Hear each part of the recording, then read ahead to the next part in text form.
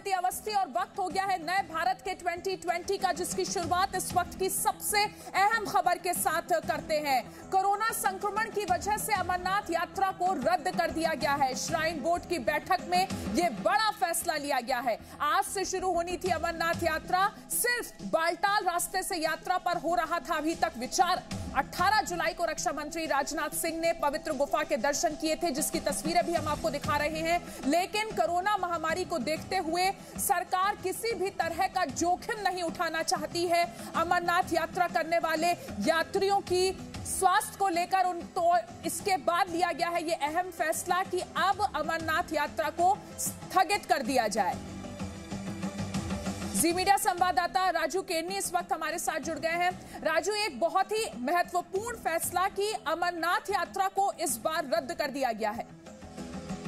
जी, ये अपने आप में एक महत्वपूर्ण फैसला है और श्रद्धालुओं को एक जो है यात्रा रद्द होने की वजह से श्रद्धालुओं को एक धक्का भी लगा, क्योंकि पहली बार ऐसा हुआ है कि काफी सालों में अमरनाथ यात्रा जो है वो इस बार रद्द करनी पड़ी। पहले यात्रा जो है 23 जून से शुरू होनी थी, फिर जो है चूंकि कोरोना वायरस की वजह से यात्रा को जो है आगे बढ़ाया गया, सिक्योरिटी इंतजाम सारे किए गए। एक पूरा महीना जो है इस सारी ड्रिल जो है वो चली। फिर एक डेट निकाली गई कि 21 जुलाई को जो है पहला जत्था जम्मू से रवाना होगा भगवती नगर यात्री निवास से।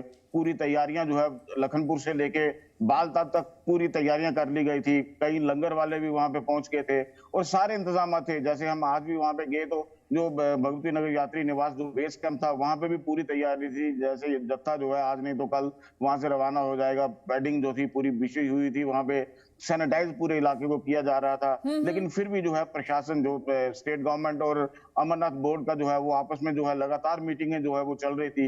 उन मीटिंगों की वजह से ये सब चीजें जो है उनका ये कहना था कि इतने लोग जो हैं, हालांकि 500 लोगों को ले जाने का उन्होंने जो है वो कहा था कि 500 लोग जाएंगे, लेकिन 500 लोगों को भी वहां तक पहुंचाना काफी दिक्कत का एक सामना था। लेकिन आपको एक चीज मैं ये बता दूं कि यात्रा श्रद्धालुओं के लिए बेशक ये रद्द हुई है। जो सुबह शाम आरती जो होती है वो अमरनाथ यात्रा से वहां से राजू, एक बहुत अहम सवाल ये भी उठता है कि क्या इससे पहले कभी किसी वजह से अमरनाथ यात्रा को रद्द किया गया है पिछले कुछ सालों में, आपको अगर याद हो तो?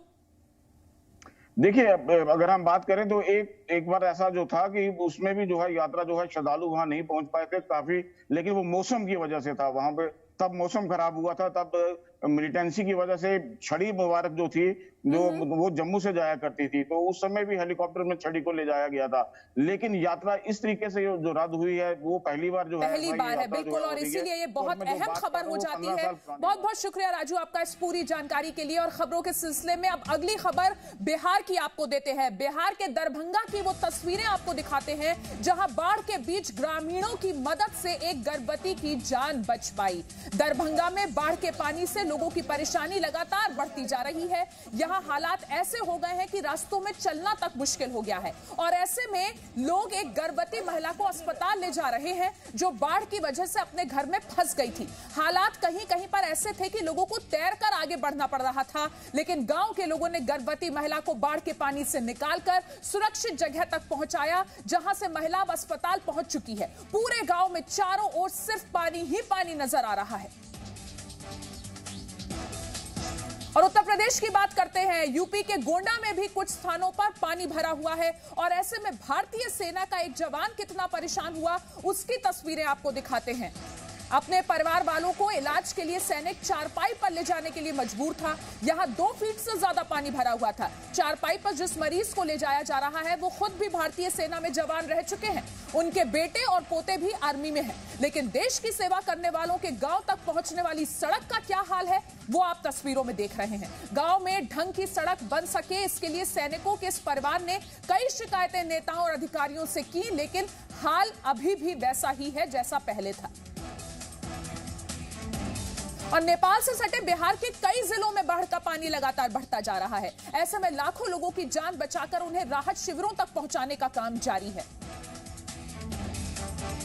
बिहार के बेतिया में बाढ़ से हालात खराब है। पानी में डूबे पुल का इस्तेमाल कर रहे लोग नदी पार करने के लिए मजबूर हैं। ऐसे में जान जोखिम में डालकर नदी पार करने की कोशिश में 3 युवकों की मौत भी हो चुकी है। लोगों ने प्रशासन पर लापरवाही का आरोप लगाया है। वहीं बेतिया के ही एक रेलवे स्टेशन का ये वीडियो हैरान करने वाला है। यहाँ बच्चे रेल की पटरी पर कूदते हुए नजर आ रहे हैं। ट्रेन की सीटी की आवाज सुनकर बच्चे रेलवे ट्रैक से सीधे नदी में छलांग लगाते हैं, जो बारिश के कारण पहले से ही उफान पर है। इस खतरनाक स्टंट से इन बच्चों की जान भी जा सकती थी। इधर मोतिहारी में खेत पानी में डूबे हुए हैं। पानी के तेज बहाव के कारण सड़कें टूट गई हैं और पुलिया पानी में बह गई। करीब 10 से 12 फीट तक की पुलिया पानी के साथ बहती चली गई। बता दें कि 1 करोड़ 40 लाख रुपए की लागत से 6 महीने पहले ही इस सड़क का निर्माण किया गया था। मधुबनी में लगातार हुई बारिश से धौंस, कोसी और कमला नदी का जलस्तर बढ़ चुका है। कई गांवों में बाढ़ का पानी लोगों के घरों में भर गया है। लोग घर खाली करके ऊंची जगहों पर जा रहे हैं। यहां करीब 50,000 से ज्यादा लोग बाढ़ से प्रभावित हैं।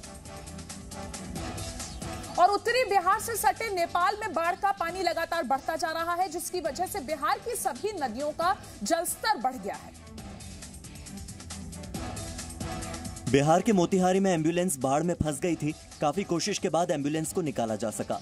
एम्बुलेंस को निकालने में आम लोगों ने भी मदद की। पहाड़ी नालों से आए सैलाब ने उत्तरी बिहार में हालात खराब कर दिए हैं। वहीं दूसरी ओर तेज बारिश की वजह से बिहार की नदियों का जलस्तर खतरे के निशान से ऊपर है।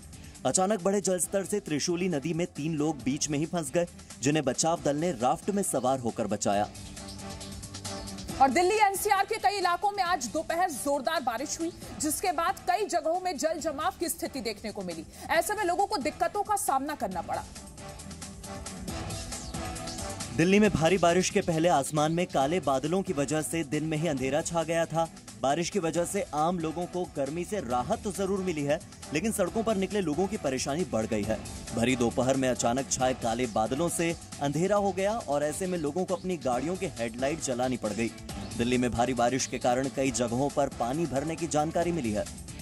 दिल्ली में जोरदार बारिश के कारण आम जनजीवन प्रभावित हुआ है। बारिश होने के साथ ही मिंटो रोड को बंद कर दिया गया है। उत्तराखंड के चमोली में भूस्खलन की वजह से नेशनल हाईवे 7 को बंद करना पड़ा। तेज बारिश की वजह से आज चमोली में लैंडस्लाइड हुआ। लोग खड़े थे, तभी अचानक पूरा का पूरा पहाड़ भरभरा कर गिरने लगा। पहाड़ पर मौजूद पेड़ भी नीचे आ रहे थे।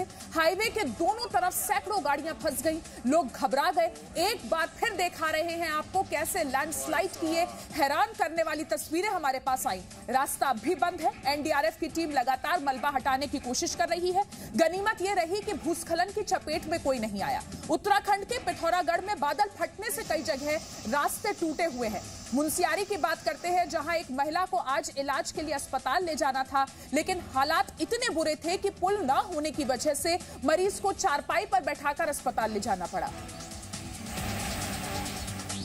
और कोची के तटीय इलाकों में समुद्र का पानी भर गया है, जिस वजह से लोगों को काफी मुश्किल हो रही है। आपको चेल्लम गांव की तस्वीरें दिखा रहे हैं, जहां कई दिनों से लोगों के घर पानी में डूबे हुए हैं। समुद्र का पानी पूरे गांव को अपनी चपेट में ले चुका है। लोगों के घर का सामान ही नहीं, बल्कि पूरे के पूरे घर ही समुद्र में बह चुके हैं। समुद्री लहरें भी कम होने का नाम नहीं ले रही हैं। ऊंची समुद्री लहरों के रिहायशी इलाकों में टकराने से लोग काफी डर गए हैं। यहाँ खेतों में पानी भर गया है और फसलें बर्बाद हो रही हैं।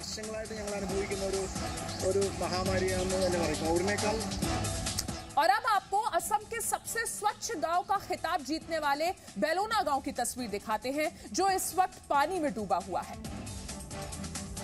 ये असम के बरपेटा जिले के बेलोना गांव की तस्वीरें हैं। क्या घर और क्या स्कूल, सब कुछ पानी में डूबा हुआ है। झोपड़ी में रहने वाले लोग अपने घरों को छोड़कर सुरक्षित स्थानों पर जाने की कोशिश कर रहे हैं। बारिश का पानी बेहद तेज बहाव के साथ बह रहा है, जिस वजह से लोगों का सारा सामान पानी में बह चुका है। बच्चे हाथ जोड़कर मदद की गुहार लगा रहे हैं। इस स्थिति में बरपेटा का एक एनजीओ इन लोगों की मदद के लिए आगे आया। उन्होंने न सिर्फ लोगों को रेस्क्यू किया, बल्कि उन्हें फूड पैकेट्स भी बांटे। असम में बाढ़ और बारिश की वजह से 111 लोगों की मौत हो चुकी है। राज्य के कई जिले बाढ़ से प्रभावित हैं। ऐसे में मुख्यमंत्री सर्बानंद सोनोवाल ने बाढ़ के कई इलाकों का दौरा किया। असम की जनता ने हमें सहयोग किया है, इसके लिए असम का जनता को मैं धन्यवाद देता हूं। और उन्होंने इन परिस्थितियों का साथ मुकाबला करने के लिए जो साहस दिखाया, मनोबल दिखाया, इसके जरिए साफ है कि हम इस चुनौती का सामना सफलपूर्वक हम कर पाएंगे और जनता को राहत देने में हम सफल होंगे। असम में बाढ़ से हालात खराब हैं। हर जगह पानी भरा हुआ है। ऐसे में एक कार नाले में गिर गई और फंस गई। ये तस्वीरें देखिए, असम के डिब्रूगढ़ की ये तस्वीरें हैं जहां तेज बारिश के बाद नाले उफान पर हैं। इस दौरान आज एक कार नाले में गिर गई। कार को निकालने के लिए आसपास रहने वाले लोग कोशिश करते रहे। कुछ लोगों ने पानी में उतरकर कार पर रस्सियां बांधी और फिर सभी ने मिलकर कार को नाले से बाहर खींचना शुरू कर दिया।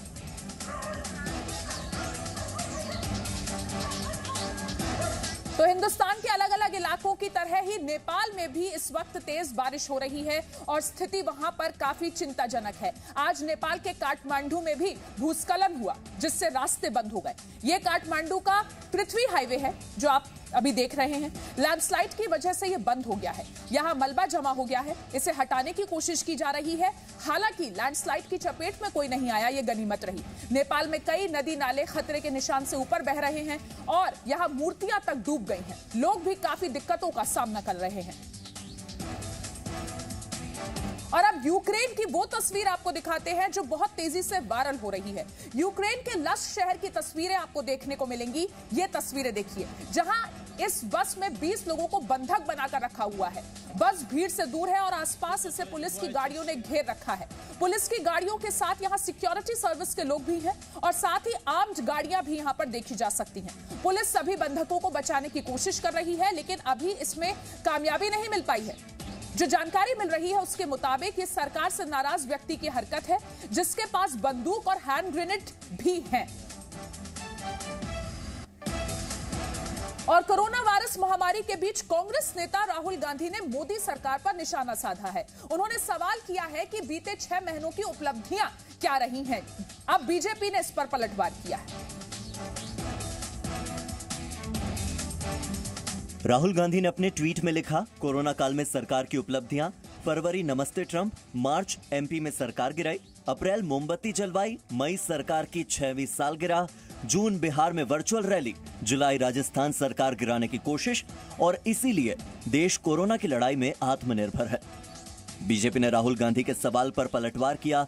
केंद्रीय मंत्री प्रकाश जावड़ेकर ने सिलसिलेवार तरीके से राहुल गांधी की नाकामियां गिनाई। राहुल बाबा, आपकी 6 महीने की उपलब्धियां, फरवरी में शाहीन बाग और दंगे, मार्च में सिंधिया और मध्य प्रदेश गंवाना, अप्रैल में श्रमिकों को उकसाना, मई में ऐतिहासिक हार के 6ठे साल, जून में चीन की वकालत और जुलाई में राजस्थान में पार्टी की तबाही। और अयोध्या में 5 अगस्त को होने वाले रामलला के भव्य मंदिर निर्माण के भूमि पूजन में प्रयागराज के त्रिवेणी संगम के जल का उपयोग किया जाएगा।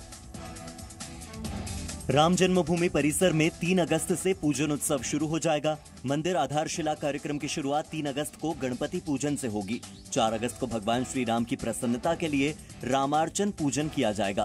फिर 5 अगस्त को भूमि पूजन की आधारशिला प्रधानमंत्री नरेंद्र मोदी के हाथों शुभ मुहूर्त में की जाएगी। 3 तारीख को सबसे पहले गणपति जी का पूजन होगा, यज्ञ होगा और 4 तारीख को भगवान श्री राम जी की प्रसन्नता के लिए रामार्चन होगा। और हिंद महासागर में चीन को सबक सिखाने के लिए भारत ने तैयारी कर ली है। समंदर की निगरानी के लिए जगुआर विमान की तैनाती की गई है जो कुछ सेकंड्स में ही जंगी जहाजों को ध्वस्त कर सकता है। हिंद महासागर में भारत ने हाफ स्क्वाड्रन की तैनाती की है। हार्पुन मिसाइल से लैस जगुआर समंदर की निगरानी करेगा। 2021 में 4 P-8I बोइंग विमान भी नौसेना में शामिल हो सकते हैं। P-8I बोइंग समुद्र की निगरानी करने और गहरे पानी में पनडुब्बियों को नष्ट करने में माहिर हैं। Presenting B News app available on Google Play and App Store. Download it now.